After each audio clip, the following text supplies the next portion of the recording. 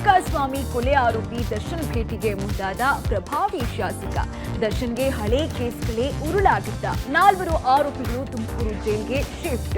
Suraj ರೇವಣ್ಣಗೆ ಆಪ್ತನೇ ಮುಳ್ಳುವಾದ್ನ. MLC Suraj ವಿರುದ್ಧ 2ನೇ case ದಾಖಲು. ಪ್ರಜ್ವಲ್ ಪೆನ್ ಡ್ರೈವ್ ಕೇಸ್ನಲ್ಲಿ ಪ್ರೀತಂ ಗೌಡಗೆ ಸಂಕಷ್ಟ. ಯಾವುದೇ ಕ್ಷಣದಲ್ಲಾದರೂ ಅರೆಸ್ಟ್ ಆಗುವ ಸಾಧ್ಯತೆ. ಶಾಸಕ ಹರೀಶ್ ಗೌಡಗೆ ಬ್ಲಾಕ್ ಮೇಲ್ ಮಾಡಿದ್ದ ಗ್ಯಾಂಗ್ ಅಂದರ್. ಇದರೊಂದಿಗೆ ಮತ್ತೊಂದಿಷ್ಟು ಸುದ್ದಿ ಇದೆ, ನೋಡ್ತಾ ಹೋಗೋಣ ಕರ್ನಾಟಕ ಟಾಪ್ 20. ರೇಣುಕಾಸ್ವಾಮಿ ಮರ್ಡರ್ ಕೇಸ್ನಲ್ಲಿ ದರ್ಶನ್ ಜೈಲಿಗೆ ಸೇರಿ ಇಂದಿಗೆ 4 ದಿನ. ಮೊನ್ನೆಯಷ್ಟೇ ಕುಟುಂಬಸ್ಥರು, ಚಿತ್ರನಟರೆಲ್ಲರೂ ಭೇಟಿ ಮಾಡಿ ಧೈರ್ಯ ತುಂಬಿ ಬಂದಿದ್ದ ಬೆನ್ನಲ್ಲೇ ಇದೀಗ ದರ್ಶನ್ ಆಪ್ತರು ಆಗಿರುವ ಬೆಂಗಳೂರಿನ ಪ್ರಭಾವಿ ಶಾಸಕರು ದರ್ಶನ್ ಭೇಟಿಗೆ ಮುಂದಾಗಿದ್ದಾರೆ. ಹಗಲಲ್ಲಿ ದರ್ಶನ್ ಭೇಟಿಗೆ ಮುಂದಾದರೆ ಮಾಧ್ಯಮಗಳ ಕಣ್ಣಿಗೆ ಬೀಳಬಹುದು ಅನ್ನೋ ಭಯಕ್ಕೆ ಸಂಜೆ ನಂತರ ಭೇಟಿಗೆ ಪ್ಲಾನ್ ಮಾಡಿದ್ದಾರೆ. ಜಿಲ್ಲಾಧಿಕಾರಿಗಳ ಮೇಲೆ ಪ್ರಭಾವ ಬೀರಿ ಸಂಜೆಯ ನಂತರ ಭೇಟಿಗೆ ಅವಕಾಶ ನೀಡುವಂತೆ ದರ್ಶನ್ ಕೋರಿದ್ದಾರೆ ಅಂತ ಗೊತ್ತಾಗ್ತಾ ಇದೆ. ಇನ್ನು ದರ್ಶನ್ಗೆ ಹಳೆ ಕೇಸ್ಗಳೇ ಮಗ್ಗಲ ಮುಳ್ಳಾಗದಂತೆ ಕಾಣ್ತಾ ಇದೆ. 2023ರಲ್ಲಿ ವಿಜಯನಗರ ಆರ್ಆರ್ ನಗರ ಠಾಣೆಯಲ್ಲಿ ಕ್ರಿಮಿನಲ್ ಕೇಸ್ಗಳು ದಾಖಲಾಗಿದ್ದು, ಜಾಮೀನು ಅರ್ಜಿ ವಿಚಾರಣೆ ವೇಳೆ ಕಂಟಕವಾಗುವ ಸಾಧ್ಯತೆ ಇದೆ. ಜಾಮೀನು ಮಂಜೂರು ಮಾಡಿದ್ರೆ ಮತ್ತೆ ಹಳೆ ಚಾಳಿ ಮುಂದುವರಿಸಬಹುದು ಅಂತ ವಿಶೇಷ ಪಬ್ಲಿಕ್ ಪ್ರಾಸಿಕ್ಯೂಟರ್ ವಾದ ಮಂಡಿಸೋ ಸಾಧ್ಯತೆ ಇದೆ. ಇನ್ನು ಹಳೆಯ ಕೇಸ್ ಹಿನ್ನೆಲೆಯಲ್ಲಿ ನ್ಯಾಯಾಲಯ ಪರಿಗಣಿಸಿದರೆ ಶಿಕ್ಷೆಯ ಪ್ರಮಾಣ ಕೂಡ ಹೆಚ್ಚಾಗಬಹುದು ಅಂತಾರೆ ಹಿರಿಯ ಪೊಲೀಸ್ ಅಧಿಕಾರಿಗಳು. ಚಿತ್ರದುರ್ಗದ ರೇಣುಕಾಸ್ವಾಮಿ ಕೊಲೆ ಪ್ರಕರಣದ ಆರೋಪಿಗಳಾದ ದರ್ಶನ್ ಅಂಡ್ ಪ್ರದೋಷ್ನ ಮತ್ತೊಂದು ಇಂಟ್ರೆಸ್ಟಿಂಗ್ ವಿಚಾರ ಬೆಳಕಿಗೆ ಬಂದಿದೆ. ದರ್ಶನ್ ಬಳಿ 2 ಅಮೆರಿಕನ್ ಪಿಸ್ತೂಲ್, ಪ್ರದೋಷ್ ಬಳಿ ಒಂದು ಲೈಸೆನ್ಸ್ಡ್ ಪಿಸ್ತೂಲ್ ಇದೆ.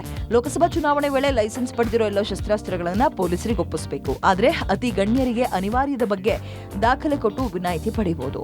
ಉಳಿದಂತೆ ಎಲ್ಲರ ಬಳಿ ಇರುವ ಶಸ್ತ್ರಾಸ್ತ್ರಗಳನ್ನು ಆಯಾ ಪೊಲೀಸ್ ಠಾಣಾ ಇನ್ಸ್ಪೆಕ್ಟರ್ ವಶಕ್ಕೆ ಪಡೆಯಬೇಕು.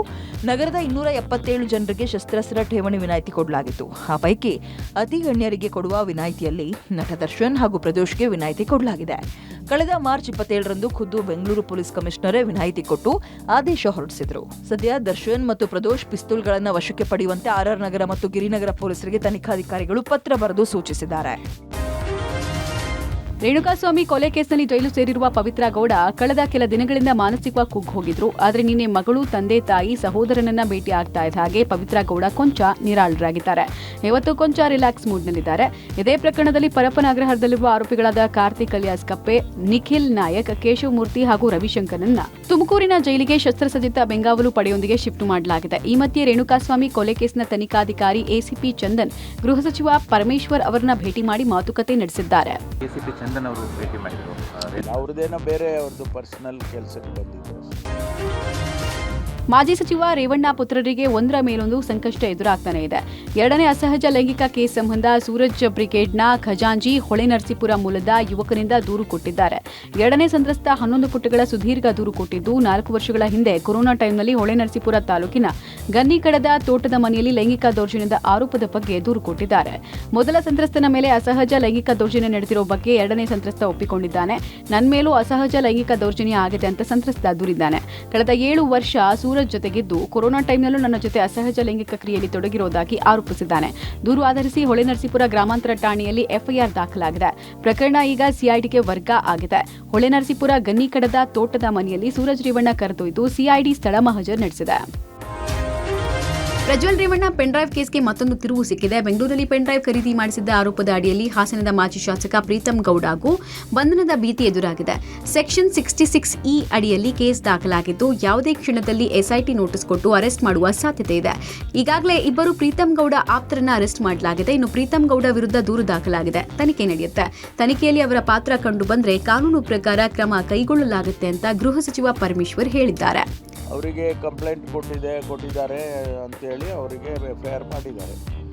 ತನಿಖೆ ಮಾಡ್ತಾರೆ. ತನಿಖೆಯಲ್ಲಿ ಏನಾದರೂ ಕೂಡ ಅವರದ್ದು ಪಾತ್ರ ಇದೆ ಅಂತ ಹೇಳಿದ್ರೆ ಏನು ಕಾನೂನಿನ ಪ್ರಕಾರ ಕ್ರಮ ತಗೋಬೇಕು ಅದು ತಗೊಳ್ತಾರೆ.